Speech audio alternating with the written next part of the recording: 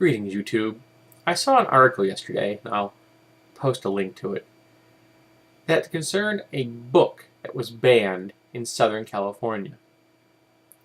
And you're probably thinking it's probably one of the classics. Lord of the Flies, Catcher in the Rye, or maybe something more contemporary.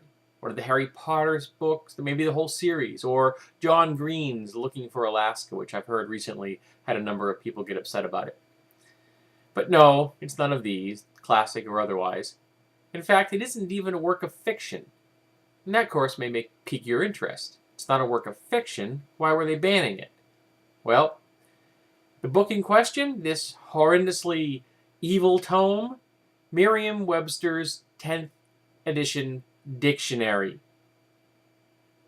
Yep, they banned a dictionary from schools, particularly the 4th and 5th grade schools, which is going to be, what, 9 and 10-year-olds, or is it 10 and 11-year-olds? Something like that. Something like the 9, 11-year-old range. I have a hard time remembering that. I was always younger than everyone else in my class. So when I graduated high school, I was only 17. So I always have a hard time remembering what age you're supposed to be at any particular grade. And the reason they banned this? Well, for words, of course. There were words in it, and someone didn't like the words. And what the particular words that the parent didn't like? Oral sex. Yep.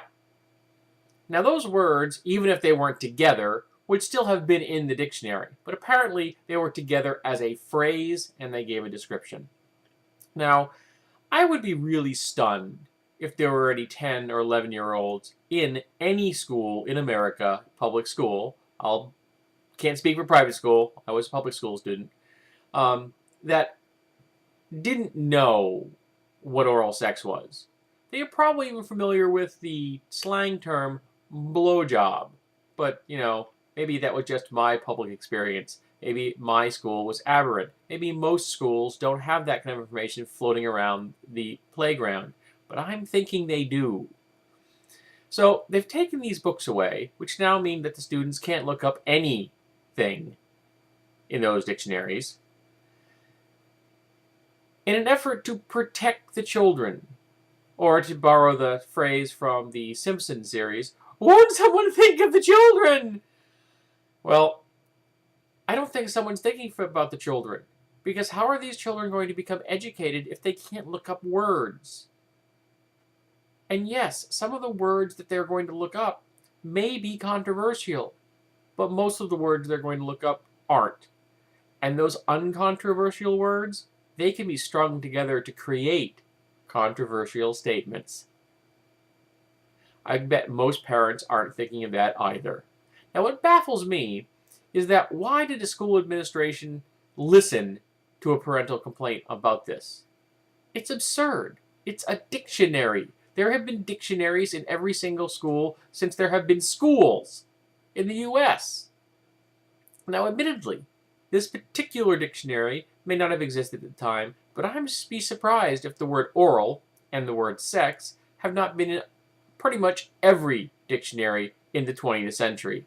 I don't know about the 19th century. I think I actually have one kicking around. I should go check. But this just amazes me. What are we doing to our children's education? We're dumbing them down even faster. It's not enough that, we have this stupid No Child Left Behind policy, which just trains children to take tests and not actually learn anything. But now we're taking reference books away from them. What are they supposed to do? Go out there and use Google? Do you really want to know what's going to happen when a 9-year-old or a 10-year-old puts the phrase oral sex into Google search engine? Parents are going to be a whole lot more upset about that than what was in the Merriam-Webster dictionary. Now, I don't have a copy of the 10th edition, so I can't look it up and see what the definition was, but I'm 45. I know what the definition is. So, I'm just confused. Are these parents wanting to protect their children from something? Are they afraid that if they know the words, they're going to rush out and do it? This is playground gossip. So now students are only going to have each other to get their information from. as opposed to, looking it up in a book and at least getting something that's sanitized to a certain degree and is factual. So now it's just going to be playground gossip, fables going from place to place. I just can't believe that America's gotten this stupid, or that administrators listen to parents who make these absolutely asinine requests. I understand that zero tolerance is out there. It's supposed to protect kids. But you know something? It seems to do more to protect administrations. It seems to do more to protect parents from reality. It doesn't seem to be about protecting children at all. But what do I know?